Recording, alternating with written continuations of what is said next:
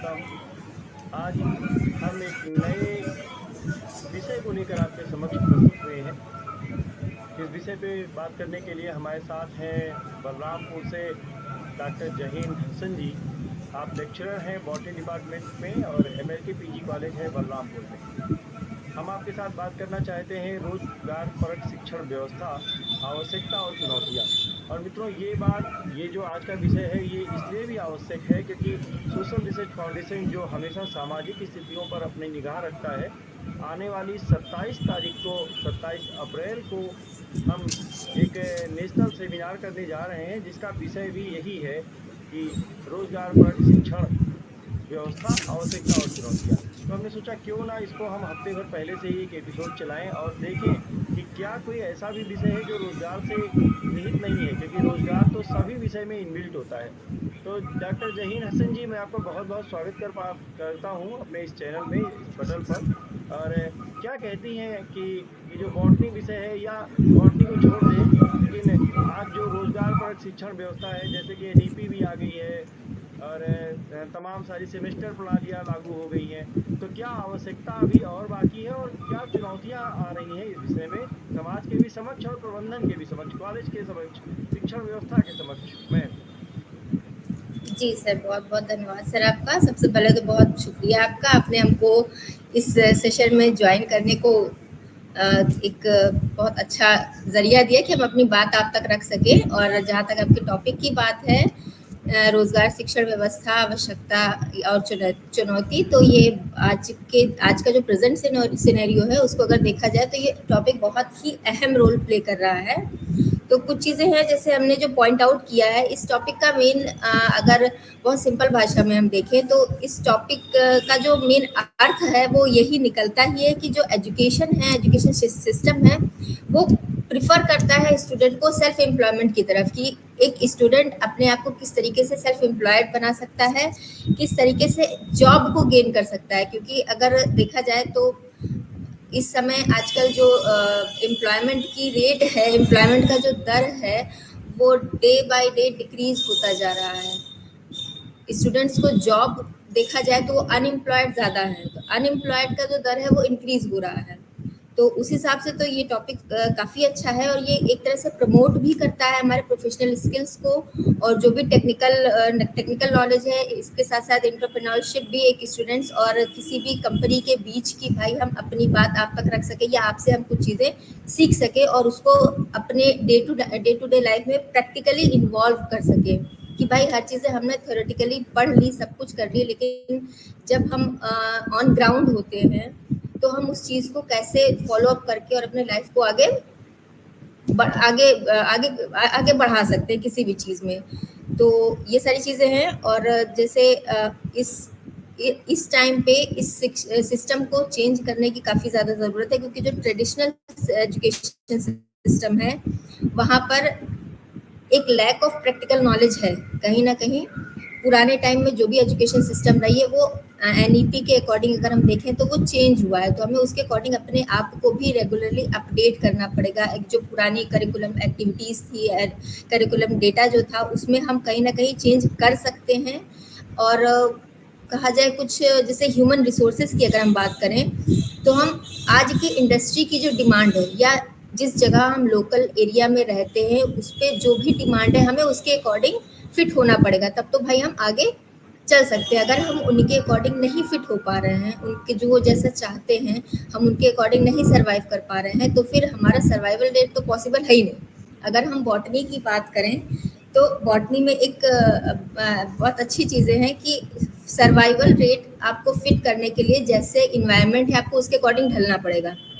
जिस तरीके से इन्वायरमेंट चेंज हो रहा है, प्लांट अगर अपने आप को नहीं चेंज करेंगे तो वो एट लास्ट क्या होगा कि वो प्लांट की डेथ हो जाएगी और वो सक्सेशन तक नहीं जा पाएगा। तो जाहिर सी बात है हमको इस इन्वायरमेंट में आगे बढ़ने के लिए इन्वायरमेंट के अकॉर्डिंग ही चलना पड़ेगा। कुछ चेंजेस अपने अंदर नए लाने पड़ेंगे कि हाँ भाई ये पहले हमारे अंदर नहीं था, अब इस चीज़ को हमें अपने लाइफ में ऐड करना है ताकि हम सर्वाइव कर सकें आज के टाइम पे। दूसरी चीज़ें हैं, अगर स्किल बेस्ड करिकुलम तो होना ही चाहिए और लोकल नीड्स जो है उसमें ट्रेनिंग सबसे ज़्यादा है कि हम कैंप शुरू कर सकते हैं, लोगों को एजुकेट कर सकते हैं, लोगों से सबसे ज़्यादा हम यूथ को एजुकेट कर सकते हैं, स्टूडेंट्स को एजुकेट कर सकते हैं कि हाँ भाई इस चीज़ की आप सिर्फ डिग्री के पीछे मत भागो, आपको डिग्री के साथ साथ you have to well prepare, आपके पास एक स्किल भी होनी चाहिए ताकि आप समाज में आगे बढ़ सको। सिर्फ डिग्रियां ले लेने से आपको आगे नहीं जा सकते, तो आपको एक कैंप भी हर एक जगह पर खोलना होगा, लोगों को मोटिवेट करना होगा, मोटिवेशन लेवल इंक्रीज होगा जिससे कि बेटर जॉब अपॉर्चुनिटीज भी मिल सकती है उनको। और एक जैसे इंटर्नशिप टाइप का होता है, हैंड ऑन ट्रेनिंग, जैसे 1-2 दिन के जो ट्रेनिंग्स होते हैं वो भी किया जा सकता है कि आप भाई नई चीज़ें लोगों को सिखाइए, जो भी नहीं कर सकते हैं उन्हें आप नई नई चीज़ें सिखा सकते हैं। दूसरी चीज़ है कि इसमें चैलेंजेस क्या क्या आते हैं, तो जैसे आजकल हम अपने कॉलेज में ही देख रहे हैं या और भी कई कॉलेजेस में देख रहे हैं, लैब की फैसिलिटी कहीं ना कहीं उतनी अच्छी नहीं है जितनी होनी चाहिए थी। जो भी इक्विपमेंट्स हैं, बहुत सारे इक्विपमेंट्स नहीं अवेलेबल होते हैं, बहुत सारे केमिकल्स नहीं अवेलेबल होते हैं लैब में, तो इसकी भी ज़रूरत है कि आप अपने लैब को वेल इक्विप्ड, वेल मेंटेन्ड बनाइए, ताकि हर चीज़ें, बहुत सारे प्रैक्टिकल्स नहीं हो पाते हैं।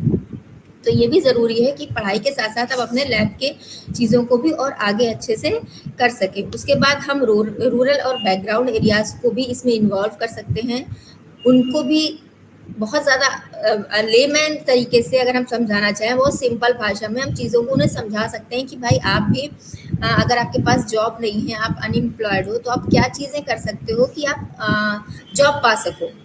ये नहीं कि आप भाई हाँ इतना पढ़े हो तभी आपको जॉब मिलेगी, नहीं, अगर उनके पास ऐसी फैसिलिटी अवेलेबल है, नहीं उनकी इकोनॉमिक कंडीशन नहीं सूटेबल है, तब भी आप उन्हें इतना तो आप कर सकते हैं कि एटलीस्ट उन्हें जॉब मिल जाए, कुछ ना कुछ तो वो अपनी लाइफ को आगे बढ़ा सके।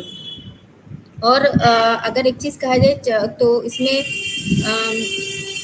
जो पहले के टाइम पे जो हमारे करिकुलम चीज़ें रही है उसको हमें अपडेट करने की ज़रूरत है। हम क्या करते हैं कि जो पहले की चीज़ें हैं भाई वो वैसे ही रहेंगी, हम आगे कोई चीज़ नहीं चेंज करेंगे, तो दिस इज़ नॉट राइट।